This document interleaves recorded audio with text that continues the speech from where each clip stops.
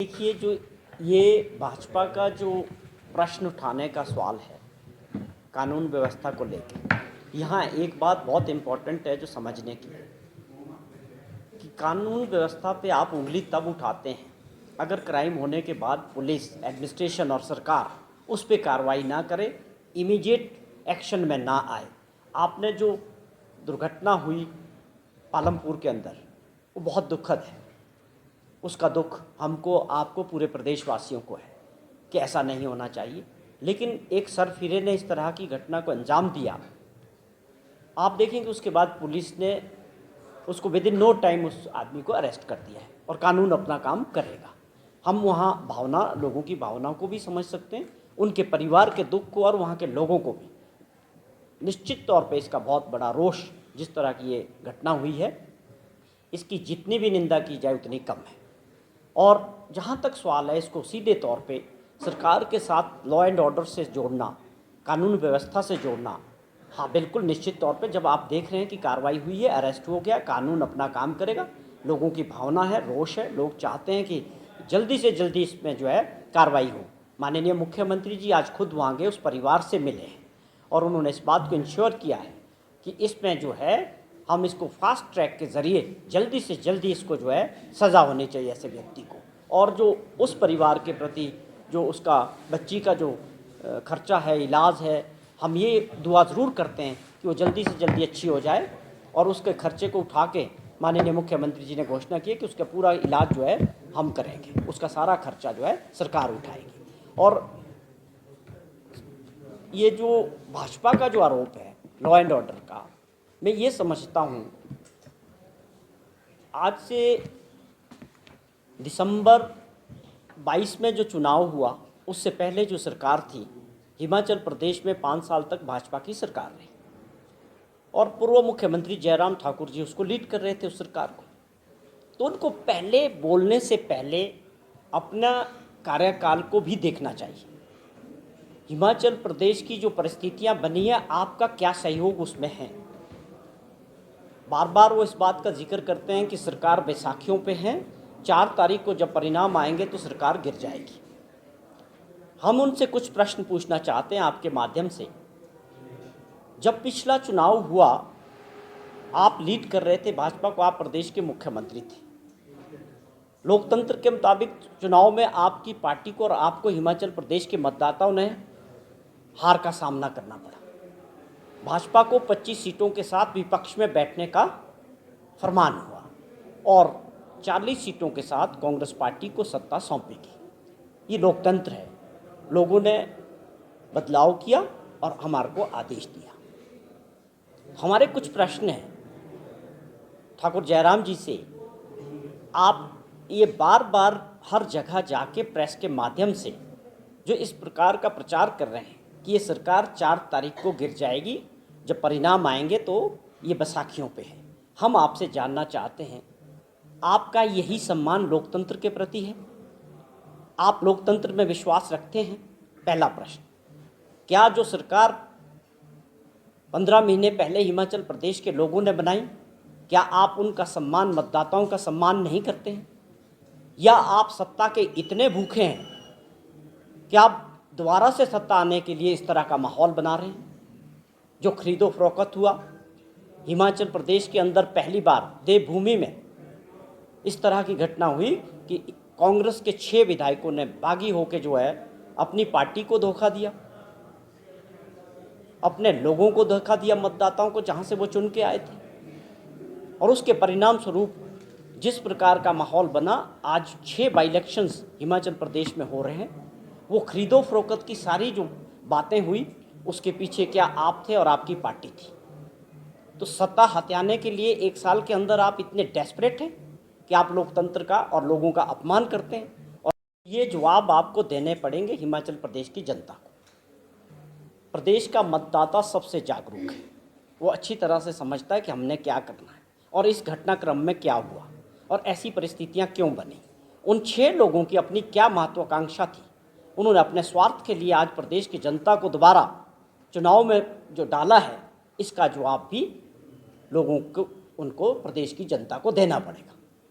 और साथ में भाजपा के नेताओं को भी जवाब देना पड़ेगा कि आपका जो रोल, जो मॉडल था सरकार को गिराने का धन बल के जरिए, इसमें करोड़ों रुपए का जो ये लेन देन हुआ, ये सारी बातें जो है जनता के जहन में हैं और आने वाले चुनाव में सबसे बड़ा मुद्दा होगा। ये बातें आपको देखनी चाहिए। आप इसको बहुत बड़ी उपलब्धि समझते हो कि चुनी हुई सरकार को गिराना, आप इसको उपलब्धि मान रहे हो। प्रदेश के अंदर ऐसा माहौल तैयार कर रहे हो कि लोग जिनको चुनना चाहते हैं उनकी सरकार नहीं चलनी चाहिए। हिमाचल प्रदेश में ऐसी भी सरकारें चली जब 36 लोगों से पूरे 5 वर्ष तक चली और विपक्ष के लोगों ने विपक्ष में रह के लोगों की सेवा की।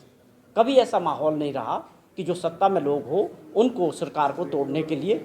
ये पहली बार ये मॉडल जो है भाजपा ने हिमाचल प्रदेश में लाया और मुझे पूरा यकीन है कि प्रदेश के लोग इस मॉडल को पूरी तरह से फेल करेंगे और इसके पीछे जो लोग हैं जिन्होंने ये सब कुछ किया है उनको किसी तरह से नहीं बख्शा जाएगा। ये जनता का मूड है जो आज तक हमारे पास फीडबैक है चुनाव के बाद। जहाँ तक सवाल है ठाकुर, उनको एक प्रश्न हमारा ये भी है, क्या हिमाचल प्रदेश पहला ऐसा राज्य बना जिन्होंने ओपीएस अपने 1,36,000 सरकारी कर्मचारियों को दिया? क्या जयराम जी इस बात को डिनाई कर सकते हैं कि नहीं मिल रहा है या ओपीएस लागू नहीं हुआ हिमाचल प्रदेश में? क्या इस बात को वो मना कर सकते हैं या वो एक्सेप्ट करें कि हिमाचल प्रदेश में ओपीएस मिल रहा है? लाखों कर्मचारी आपके समय में 3 साल तक सड़कों में प्रदर्शन करते रहे। विधानसभा का घेराव धर्मशाला में भी और शिमला में लाखों कर्मचारियों ने किया। तब आपने उनको कोई टाइम नहीं दिया, मिलने का नहीं दिया, उनकी समस्याओं को नहीं सुना। हमारी पार्टी ने प्रॉमिस किया और सरकार ने पहली कैबिनेट में उस फैसले को अमल किया और आज लोगों को जो है पुरानी पेंशन के तहत पेंशन मिल रही है।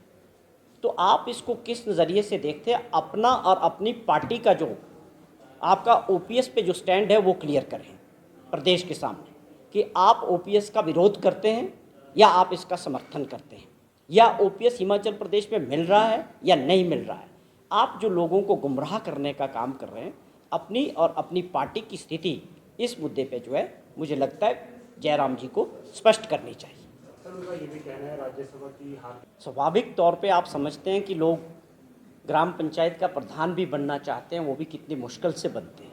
अगर विधायक बने हैं, पार्टी ने आपको टिकट दिया, पार्टी ने आपके पीछे ताकत लगाई, कार्यकर्ताओं ने आपका काम किया और आप जिस क्षेत्र से चुन के आए वहाँ के लोगों ने आपके ऊपर विश्वास किया।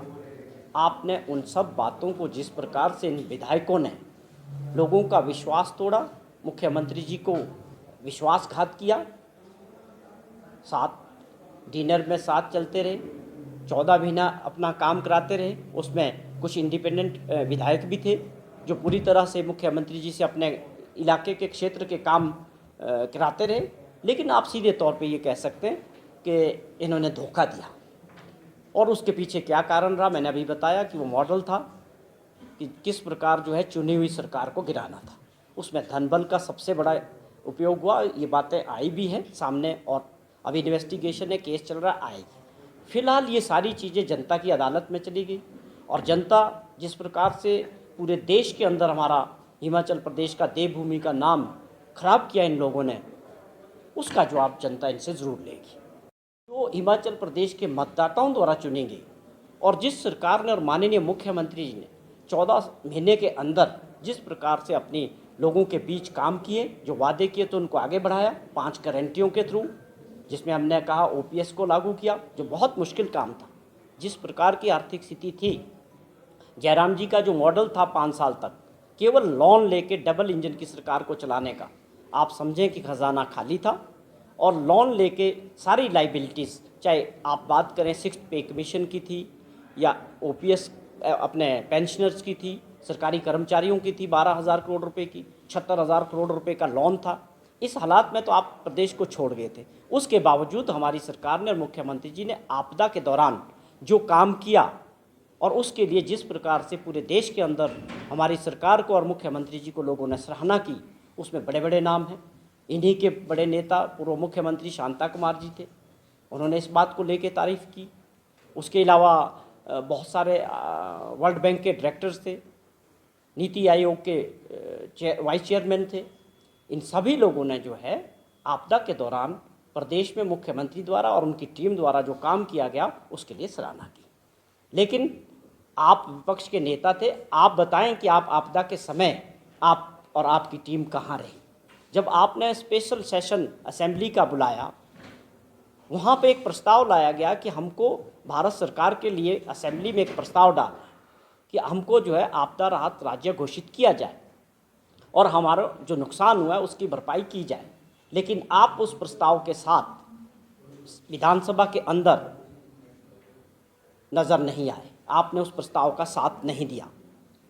वो आपदा हिमाचल प्रदेश के लोगों पे थी, तो आपने लोगों का साथ नहीं दिया। इसका जवाब भी आपको प्रदेश की जनता को बताना पड़ेगा कि सेशन के अंदर आपका क्या स्टैंड था, या आपके चुने हुए लोग जो भारतीय जनता पार्टी के मेंबर ऑफ पार्लियामेंट्स चाहे लोकसभा में थे चाहे राज्यसभा में थे, उनको भी जवाब देना पड़ेगा इन चुनाव में कि आपदा के समय क्या आप लोगों ने ये मुद्दा पार्लियामेंट में उठाया, प्रदेश के लिए कुछ मांगा, या आप प्रधानमंत्री जी से मिले?